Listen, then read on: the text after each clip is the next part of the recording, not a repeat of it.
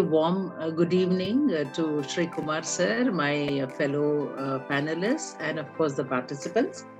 It is indeed a pleasure to be beginning my day with such a wonderful topic of rights of the girl child. When this topic was proposed to me by NICE, it just got me thinking, and I had to do a little bit of reading also. I have to confess that. To begin with, when we say rights of the girl child, what are we actually discussing about today? Are we talking about the right of the girl child against female feticide, or are we talking about the right against abuse by family members, right to stridhan, or right to inherit property, or right against child marriage, right against sexual harassment, or something as basic as right to be raised in a safe environment.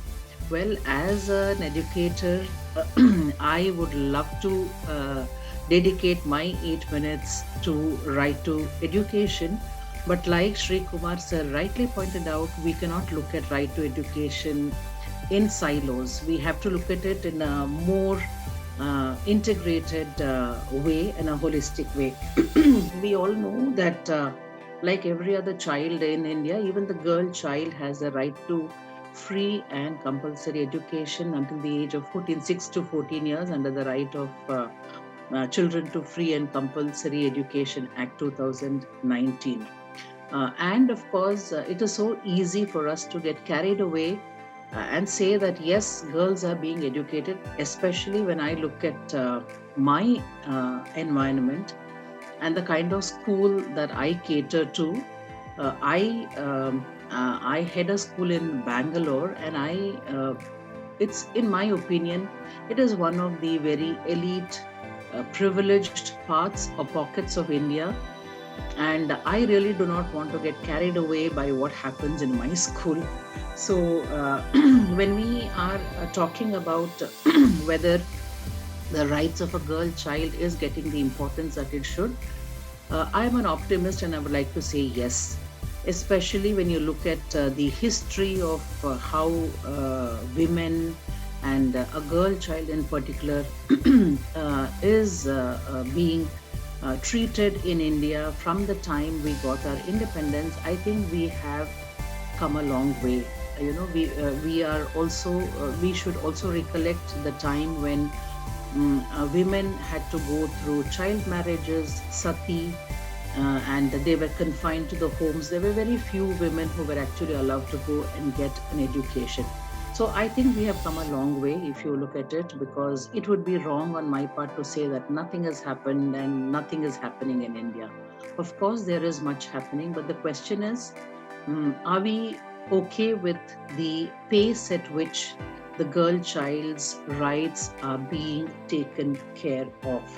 So, I would just like to mention here also that when we are talking about the rights of a girl child, I would like to go to something very, very basic as to whether the girl child or the woman, is getting what is due to her. Nobody should think that whatever a woman gets is a privilege. Uh, are we at that point, or are we in that place in India where we can say that every girl child in India, or most of the girl children in India, are getting what is due to them? So that is the question that all of us need to ask ourselves. And I'm sure when this question is posed to us, not many of us would say an emphatic yes. It would at least get us thinking. And please, all the participants who are present here, I just want you to just broaden your horizons, and think of all the girl children and the women who are spread in the far flung areas of India also, not just the urban pockets.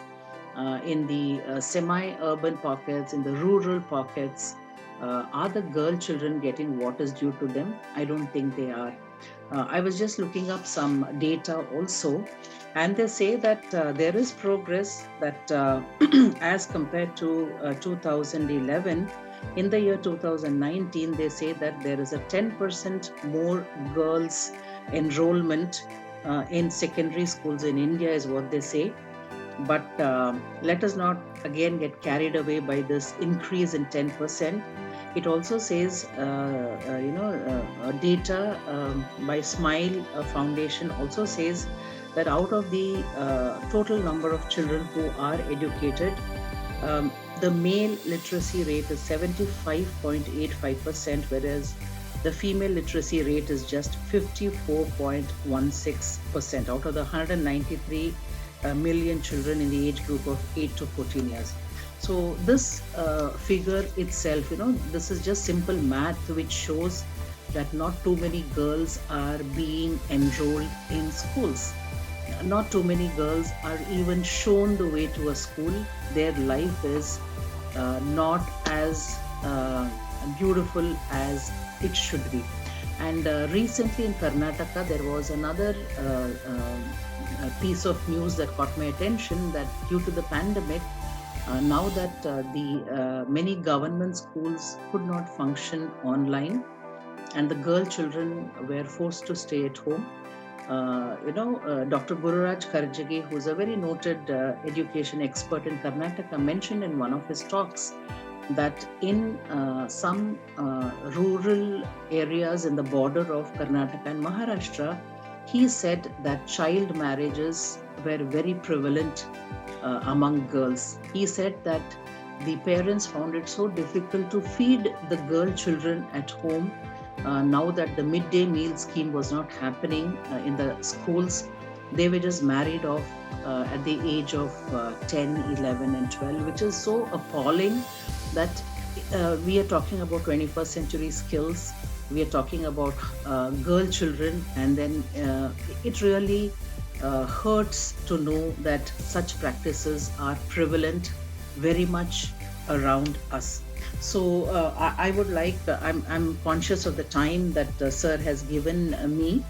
I would just like to wind up by mentioning a few things that I feel we should all be very conscious of if we are talking about the rights of a girl child. And to the question that is it getting the importance that it should? Yes, the government is putting a lot of thrust on bringing in equity to this issue. So that's another thing that all of us have to be a little sensitive about, that are we talking about equality to the girl child? Is that enough? Well, I don't think it is, because the girl child has always been at the receiving end in our society, in our cultural setup. So what needs to be spoken about is equity to the girl child. So some kind of scaffolding has to be done. And the government has brought in a lot of schemes, like beti, bachao, beti, padao, balika, samruddhi yojana. We have the CBSE udaan scheme. Some states have the mukhyamantri, kanya, suraksha yojana, the national scheme for incentive for the girl of the secondary education, the Sukanya, Samruddhi Yojana. So there are a lot of policies that have been brought in to bring this equity that I'm talking about. But if we are looking at empowering a girl child through such programs alone, it's not going to happen. I feel that empowering a girl child should become a national movement. And everyone, whether it's a man or a woman, should be thinking of how to make a girl feel more welcome to this world, how a woman has her position in the home. We should ensure equal participation in decision making in the homes and in the communities and in office spaces also. We all know that for the same job profile, a woman is paid lesser than a man. That is a known fact. So there are a lot of things that have to change at the grassroots level. We have to think of economic independence to women, especially the rural women, so that they are in a position to bring about a change in their families. And I think it is the responsibility of each one of us. Especially, I consider myself to be a very, very privileged woman because, like Sir mentioned, I was, I had this opportunity to be a Fulbright scholar to see how the world functions on the other side too. And I truly believe that whatever role we have to play in, we may call it power or responsibility that we have, I think we have to make use of that and change lives for as few or as many women as we can around us. We all have more women in our workspaces. We have our support workers. We have our allied staff members who are all women. I think we have to go a step ahead of our normal responsibilities and ensure that these women have what they deserve, a decent life, and make them stand on their feet, because charity begins at home. If at all we want to change anything about the rights of the girl child, it has to happen from within our homes. The way we treat our daughters, the way we treat our daughters in law, it begins from there. And I think if all of us come together, we can create an environment where the girl child is receives affirmations repeatedly that each one of them, each girl child is priceless. So I would like to submit my,